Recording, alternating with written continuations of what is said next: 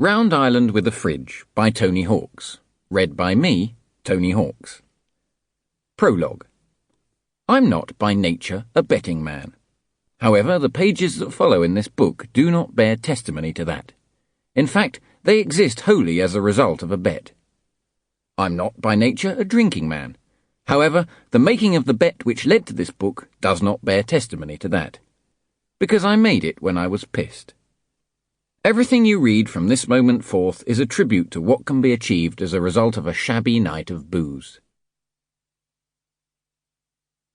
Chapter 1. If Only. In 1989 I went to Ireland for the first time. I don't know why it had taken so long. Some parts of the world you make a conscious effort to visit, and others you have to wait until fate delivers you there.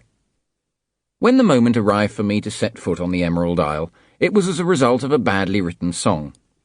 An Irish friend from London, Seamus, had urged me to compose a piece for him and his mate Tim to sing at an international song competition, which was held each year in his hometown. Qualification for the final, he explained, was a formality, provided I agreed to do a 20-minute stand-up comedy set for the audience whilst the judges were out. Seamus wanted to perform a humorous song, and had asked me to come up with something that would set it apart from the other mundane entries. In the event, what would set it apart would be a quite significant drop in standard. The song I had written was called I Wanna Have Tea with Batman.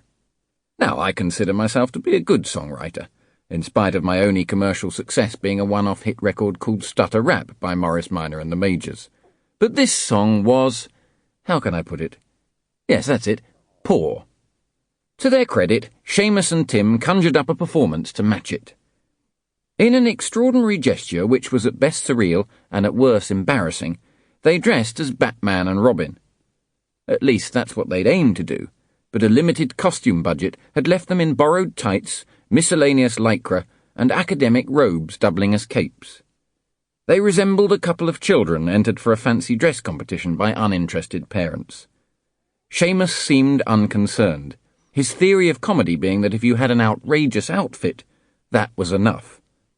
And then he announced his masterstroke, that one of them would carry a teapot and the other a kettle.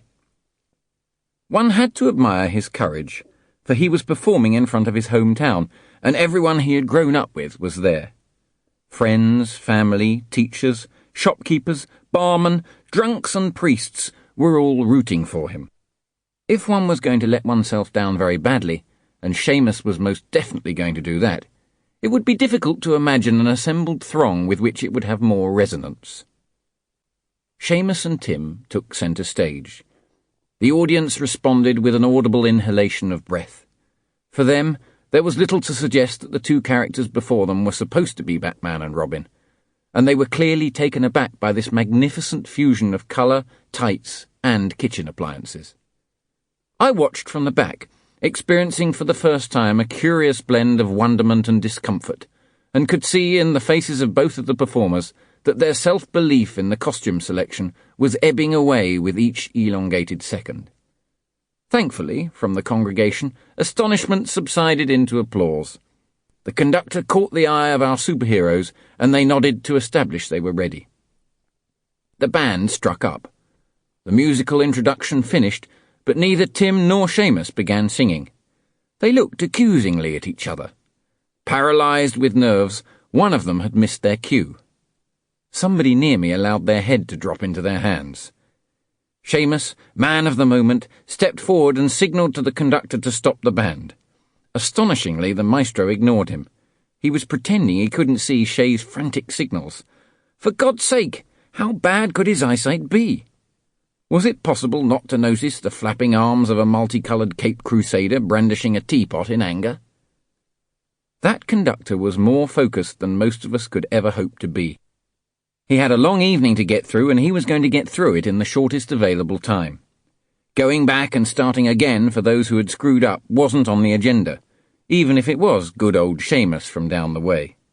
And so, with all the obduracy of a First World War general, his head stayed firmly down, and the band played on. Time went into stasis.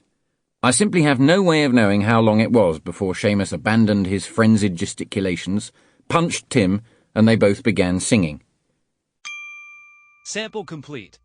Ready to continue?